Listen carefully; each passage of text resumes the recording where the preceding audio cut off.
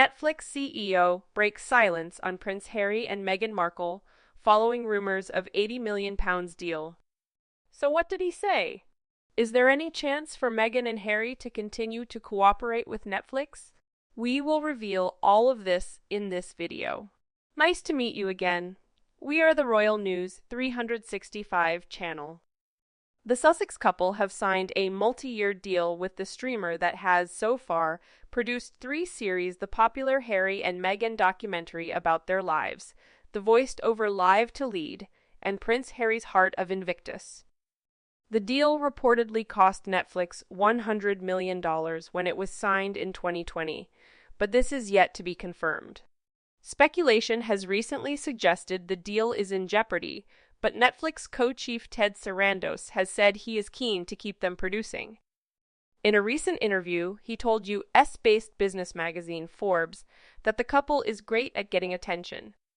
The documentary we did on them, Harry and Meghan, is still one of our most watched documentaries of all time on Netflix, and huge, particularly in the UK where people just devour everything about them. Really? That's funny. Nobody I know likes them or watches anything to do with or made by them. The most likely reaction to their names is an eye roll. So where are all these Britons that devour anything about them? Maybe look at the actual numbers, as it'll prove otherwise. Harry and Meghan aren't wanted in the UK and no one watches anything to do with them. Not only that, if this is the CEO talking, then that explains a lot. Misreading what the public wants and why Netflix was reportedly struggling against some of the other streaming giants. Actually, there are always people that you can love to hate, but I can honestly say there is nothing I love about them or even I dislike what they are. People read about them in the free media. They don't and wouldn't pay to watch them. This Netflix boss has got this all wrong. I don't believe Netflix records how long subscribers watch a show and therefore have no idea how many viewers switch off after watching a few minutes of these two, or perhaps it does. So the answer is don't tune in to watch them, or cancel Netflix. Personally, I don't have Netflix, so I don't watch them, and wouldn't anyway. Besides, Sarandos needs to have a reality check. Netflix is only broadcasting one side of the stories from Harry and Meghan. His star attraction of these two is that they have been caught out so many times telling porkies, and Netflix promulgating these porkies, which is turning the public off. Well, now we know Netflix's ethos. Keep the grifter storytelling, with no regard for the truth, as it seems to sell. Appears Harry and Meghan are wanted, but for all the wrong reasons. Another idea for the next docu-series might be the adventures of 9 little moon bumps, one bigger than the other, and how to escape detection. Furthermore, Ted Sarandos said Brits devour content about the Duke and Duchess of Sussex. I would disagree. Our print media in particular seem to be very obsessed with them, such as the Daily Mail and this newspaper. Most Britons would be extremely amused. Be glad if we never see them in the British media again. It is called notoriety because of their antics, and the dozens of daily stories about them, as their ego needs and wants just defy belief. I have no interest in them at all. But they do keep sniping at the royal family. That has cost Harry, at least, a warm bed and refusal of any of the family to answer the door if he shows up back in Blighty. If they don't associate with the family, then he will know nothing about them and soon will have nothing to sell. I did praise them both for wanting a bit more of a future than cutting ribbons on new supermarkets for a career. I did think they would have headed for something better than Oprah to launch it and stay out of the news. But then neither of them are Mensa students, are they? Not even capable of writing their books. Not sure how long this is going to last. To stay on the next flick payroll at all, the Hackles will get only a fraction of what they might be hoping for. Next flick will look at the revenue these two bring in, and with the Harkles having no more royal gossip ammunition left. They are not worth much in the corporate world.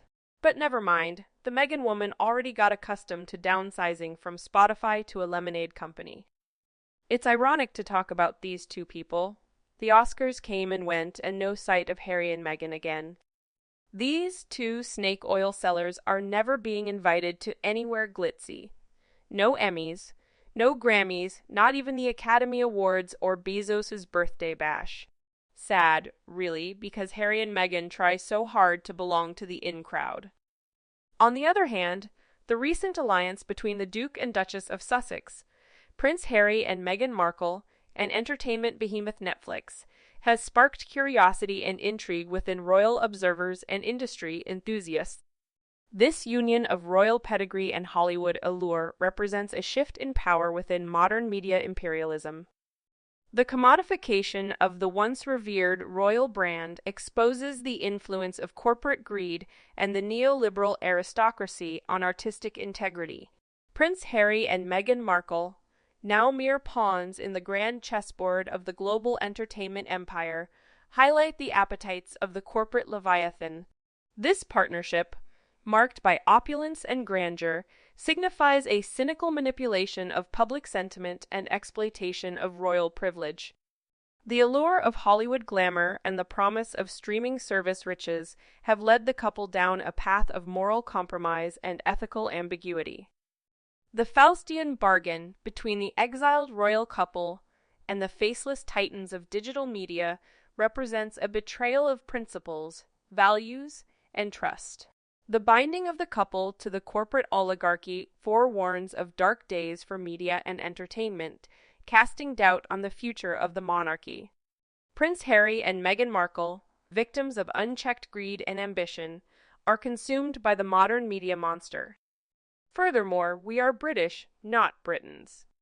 Plus, we just have disgust for the Montecito pair, and as you're still hoping they will make even more shows for Netflix then, that's most definitely made my mind up not to have Netflix. I never will have it, while people like that take advantage of the royal family. And he's got one thing right. They are good storytellers. It's the stories many of us don't like. Complete turnoff. Come on, Netflix, you bought a couple of titles. Would love to know what they originally promised. Pre-Oprah, this deal was made. Oprah just doubled down on the disrespect. Remember the curtsy scene. That went down like a lead balloon? Can he justify continuing with them? As can remember the Pearl cartoon they made was of such quality it will never be seen. Millions spent, no return. And that's just one project Netflix would rather forget. Back to topic, the documentary we did on them, Harry and Meghan, is still one of our most watched documentaries of all time on Netflix, and huge particularly in the UK, where people just devour everything about them. Royal family be warned.